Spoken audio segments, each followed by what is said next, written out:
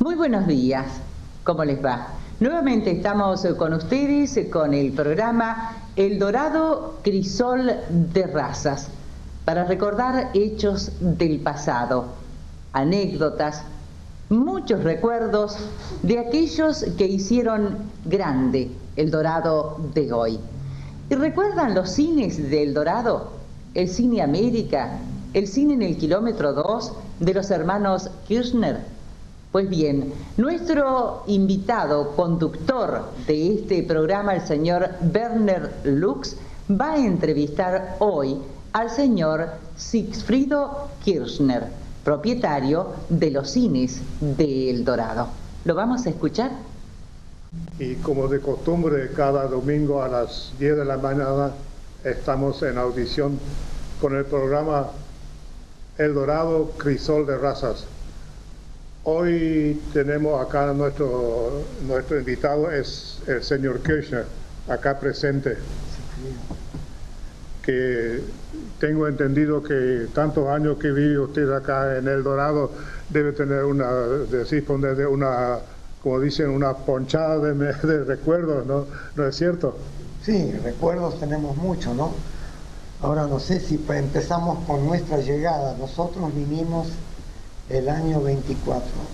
Ahora no recuerdo el mes y el día, pero era cerca del aniversario de la colonia, los primeros cumpleaños.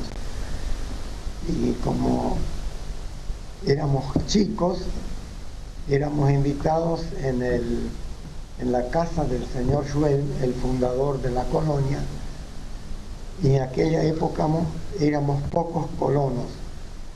Entonces no era difícil de hacer una fiesta en la casa. Se hicieron juegos infantiles. Perdóneme una pregunta, el señor Schwer en su casa particular organizó la fiesta, ¿no es cierto? Sí, en su casa particular y después ya... en el patio, digamos, en el parque.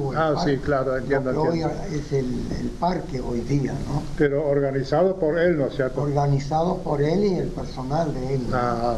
Claro. Y después se hacían juegos infantiles también. Sí, hacíamos carrera embolsada y carrera pedestre y todos esos jueguitos, ¿no? Y se repartieron premios, después se sirvió un chocolate y a la tardecita largaron globos.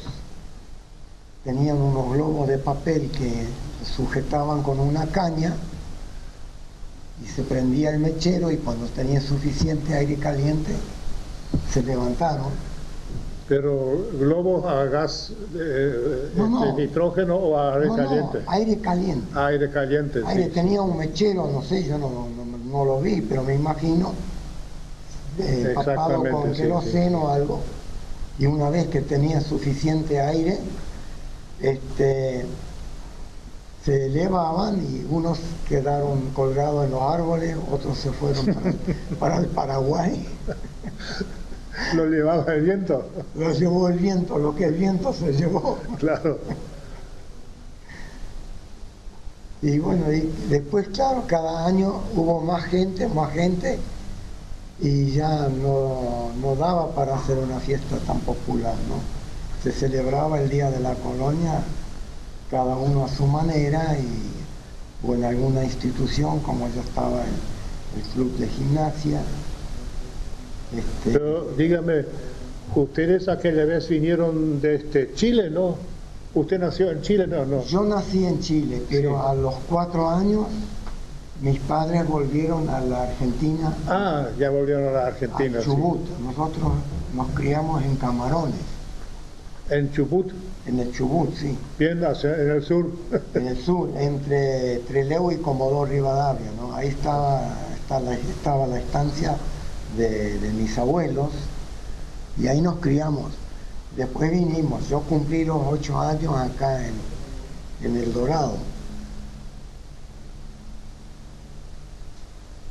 ¿Y después había ya escuela o tenían que construirlo ustedes? Había una escuela en el kilómetro 1, en el hotel de inmigrantes. Ajá. Ahora a la entrada del Parque Schwell ya se derrumbó el edificio, ¿no? Una lástima, porque se hubiera conservado como un recuerdo, mantenido, ¿no? Fue desmantelado y ahí había una habitación que estaba destinada a la escuela. Pero nosotros fuimos primero a la escuela en mi casa. Como mi padre trajo el material para hacer la casa grande, ahora donde vive mi hermano Helmut y mi hermana Gaby, quedó esta casa vacía y mi padre la cedió para escuela. Y teníamos un maestro, Gustavo Oberschel, alemán, pero él hablaba muy bien el castellano. Teníamos 4 horas a la mañana. Pero era maestro oficial. Maestro oficial, sí, sí. Pero maestro alemán. Sí, pero dependía del Consejo de Educación de la Nacional. En aquella época no. No. En aquella época no. Todavía no se había formalizado tanto. Primero teníamos 2 horas en castellano y después 2 horas en alemán, hasta que se hizo la escuela 129. Pero anteriormente de ir a la escuela 29, el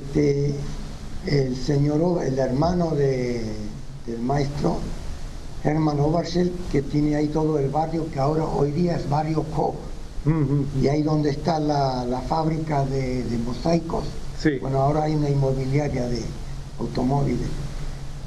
Ahí levantó una casa, un edificio, y teníamos clase ahí, entonces estábamos más al centro, porque había muchos chicos que tenían que venir de muy lejos. Después se construyó la escuela 129 y una vez que estaba el edificio terminado, vino el personal, el maestro y director Rafael Portillo y la señorita Adela Huga. Y más tarde vino el señor Luis Verité padre, que era maestro también. Y entonces tuvimos que ir a la escuela 129. Sí, la otra vez recuerdo que el señor Gutiérrez estaba contando que en su tiempo venían muchos, perdón, no era Gutiérrez, sino mi vecino Siegel estaba contando que tenían que acudir a la escuela, pero a caballo venían cruzando el monte, a veces varios kilómetros, cada mañana ir a la escuela a caballo. Sí, bueno, nosotros veníamos de a pie porque teníamos 4 kilómetros más o menos la distancia, pero había muchos chicos que vinieron a caballo y como el predio era grande, ya había una parte que tenía los palenques y ahí los chicos ataron su montura. Quedaban a vivir en casa de parientes ahí. Y no, ellos venían de su casa a caballo y en el patio de la escuela había una parte que habían puesto unos palenques para atar los caballos. Sí. Durante la clase, terminó la clase, ellos montaron sus pingos y se volvieron, se volvieron a su casa. Dígame, en aquel entonces la escuela luterana todavía no se había levantado, ¿no es cierto? No, la escuela luterana se levantó más tarde. Y ahí yo trabajaba de pinche en lo de Ignacio Mellede. Sí. Y tenía 15 años y manejaba. Con 15 años nosotros manejábamos acá el camión. Y a mí me tocó manejar un camión Chevrolet modelo 28 y ahí acarreábamos el material para la luterana, ahí al cerro. Bueno, en aquel entonces, cuando ustedes dijo que estaban manejando camión, los caminos no daban para correr, ¿no es cierto? No, los caminos no daban para correr, pero nosotros éramos conscientes, no hacíamos picada. Sí, porque claro. Éramos un grupo, había como 3 o 4 que manejábamos vehículos. Y yo manejé el camión trabajando para el secadero primero de Oberschel, después hay el del 4 que lo compró el señor Fritzsche, y ahora está en manos de Hugo Schick. Y ahí salíamos temprano con toda la runfla de tareferos. Dijo, recién usted nombró al señor Fritzsche. Es él que actualmente vive en Buenos Aires, ¿no es cierto? Actualmente vive en Buenos Aires. Ah, sí, la otra vez creo que lo vieron acá a la señora, ella estuvo acá en El Dorado. Así que aquel secadero que actualmente lo maneja Hugo Schick, ¿fue empezado por Fritzsche? No, era empezado por Oberschell. Ah, por Oberschell. Por Oberschell. Y Fritzsche era contador de Oberschell. Ajá. Y después, como los Oberschell se fueron a Europa, él quedó a cargo sí. administrando el secadero. ¿Era para cuando estaba por estallar la guerra? ¿O? Antes de la guerra. Antes de la guerra. El año 32, era eso, 32, 33. Y ahí acarreábamos nosotros con el camión. Ahora el camino sí, no era muy bueno, había muchos pantanos, sí, los bajos, ¿no? Muchos barriales. Y en aquella época no teníamos municipalidad, pero teníamos la comisión de fomento.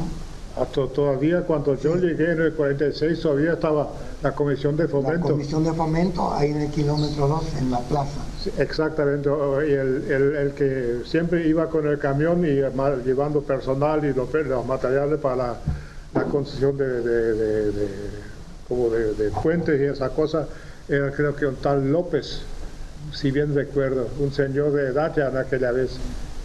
Luego se jubiló y vivía en el kilómetro 2. No sé, no recuerdo si era López. No sé, creo que sí. Sí, bueno, sí, López era, cuando nosotros llegamos, había un tal Fortunato López, un hombre que tenía una familia numerosa y los hijos después siguieron. Él tenía unos carros con mula y levantaba la mercadería en Puerto Viejo a repartir acá en los almacenes, que eran ahí en el 1, Claudio Rodrigo, después Casabar, después acá donde está la radio ahora, ahí vivía Albrecht. Carlos sí, Albrecht. Exactamente. Y la hija de ellos, Matilde Albrecht, Marta Matilde Albrecht, era la artista de cine. Exactamente. Sí, Tilda Tamar. Sí, Hilda Tamar. Tilda Tamar. Tilda Tamar. Ella fue junto con nosotros a la escuela del 8 y ellos vinieron de Urdinarrain, de Entre Ríos. Y después, claro, como la chica estudió, se fueron para abajo a Buenos Aires y le dio la carrera de teatro. Y de esta manera ella llegó a establecer contacto con el cine, para hacerse actriz de cine, ¿no? Era actriz de cine, ya falleció la Tilda.